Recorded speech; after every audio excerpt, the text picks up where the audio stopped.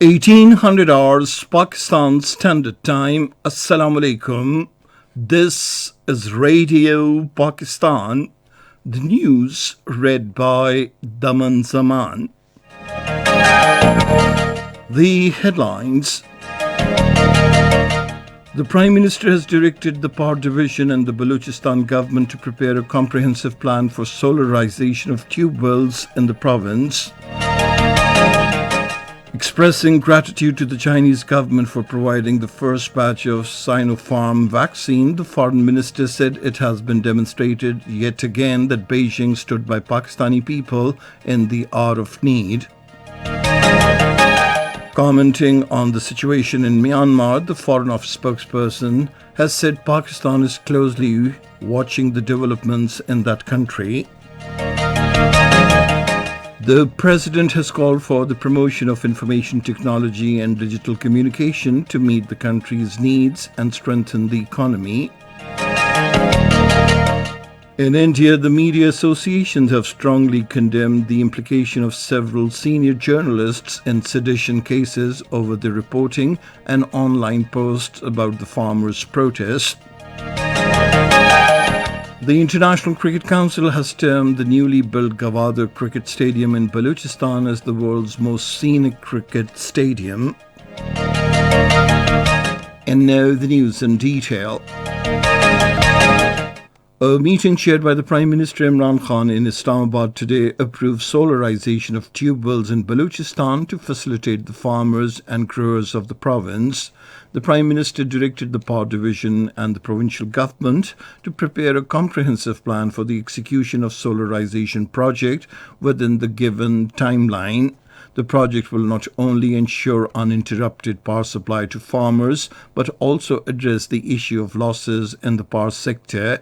The Prime Minister noted that the people of Balochistan and the entire country are bearing the brunt of losses in the power sector. He directed to address the matter on priority basis. Imran Khan said effective and appropriate use of subsidy is the foremost priority of the government. The meeting was attended amongst others by the Balochistan Chief Minister Jam Kamal Khan. The Chief of the Army Staff General Qamar Javed Bajwa called on the Prime Minister Imran Khan in Islamabad today and discussed matters pertaining to internal and external security. The Director General ISI, Lieutenant General Faiz Hamid, was also present during the meeting.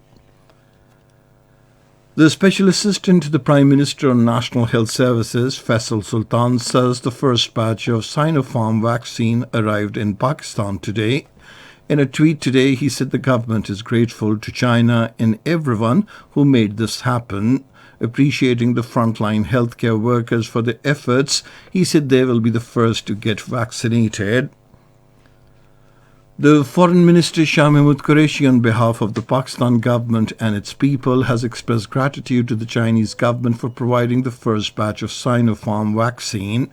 Talking to media at the Noor Khan Air Base today, he thanked President Xi Jinping and State Councillor and Foreign Minister Wang Yi for China's befitting gesture that once again demonstrated that it stood by the Pakistani people in every hour of need.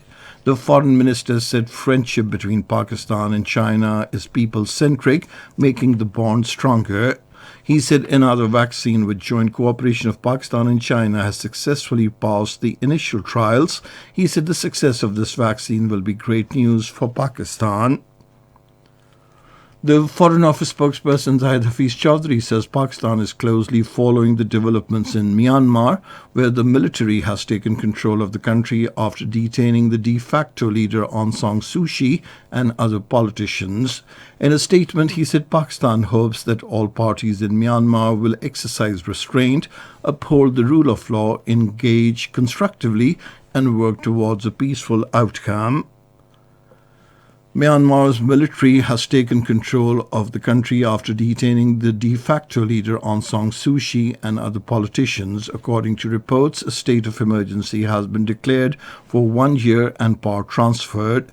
The coup comes after tensions rose between the civilian government and the military following a disputed election.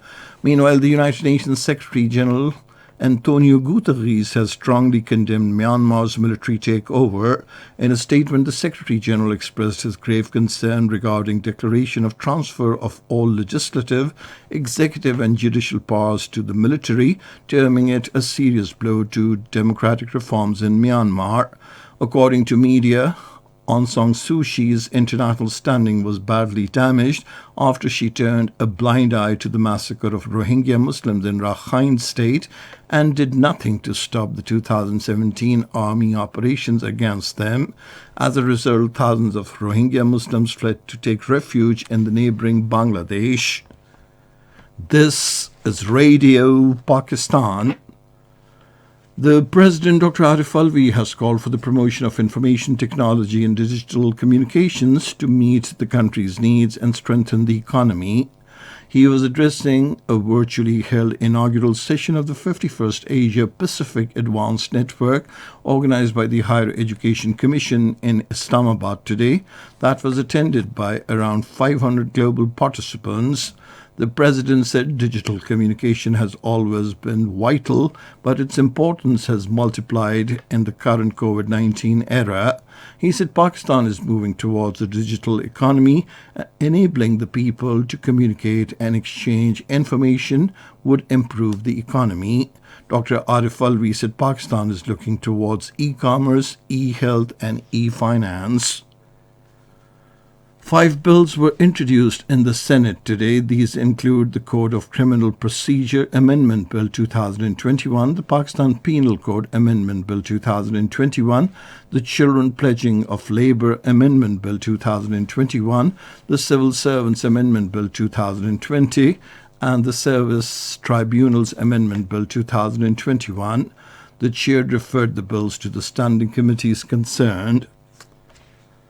In the Indian illegally occupied Jammu and Kashmir, the Indian troops in their unabated acts of state terrorism martyred 3 Kashmiri youths, including a B.Tech student, in a fake encounter during the last month of January. According to a report released by the research section of Kashmir Media Service today, at least 16 people were injured in firing of bullets and tear gas shells by the troops on peaceful protesters. As many as 46 people were arrested during 289 cordon search operations in different areas of the territory. On the other hand, Hurriyat leaders Ghulam Muhammad Khan Sopori, Abdul Samad Inkalabi, Jammu and Kashmir People's Freedom League and Tehreek-e-Wahdat-e-Islami in the statements and meetings in Srinagar said India was inflicting immense atrocities on civilians to maintain its illegal occupation over Jammu and Kashmir. In India, several senior journalists have been charged with sedition over the reporting and online posts about farmers' protests last week, sparking criticism from media associations. Cases have been filed with the police in at least 5 states against the journalists, who include Rajdeep Sardesai, a prominent anchor of India Today television channel, and Vinod Joshi, executive editor of the English-language Caravan magazine. Meanwhile, internet and messaging services were blocked in several neighborhoods on the outskirts of New Delhi, where protests turned violent last week, while security was stepped up around the parliament and other important government offices in the central district.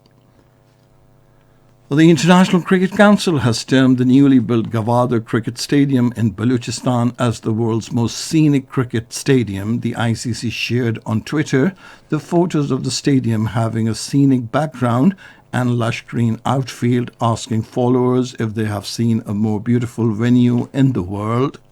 Meanwhile, Prime Minister Imran Khan, in his Facebook post, also admired the beauty of the stadium and described it as the world's most picturesque cricket stadium. Pakistan television star Fakhri Alam also uploaded a video of the Govardha cricket ground, describing it as the most beautiful cricket ground he had ever seen. In a short video clip he uploaded on Twitter, Fakhri Alam urged the people to come out and play cricket at Govardha cricket ground. And finally, the weather. Cold and dry weather is expected in most parts of the country. However, partly cloudy weather is expected in Upper Khyber Pakhtunkhwa, Kashmir, Gilgit-Baltistan during the next 12 hours. However, light rain, snow is expected at a few places in Upper Khyber Pakhtunkhwa and Gilgit-Baltistan. And that is the end of this news bulletin. For more news and analyses, log on to our website, radio.gov.bk, and you can also watch the live video streaming of our bulletins on the link facebook.com/Radio Pakistan News Official.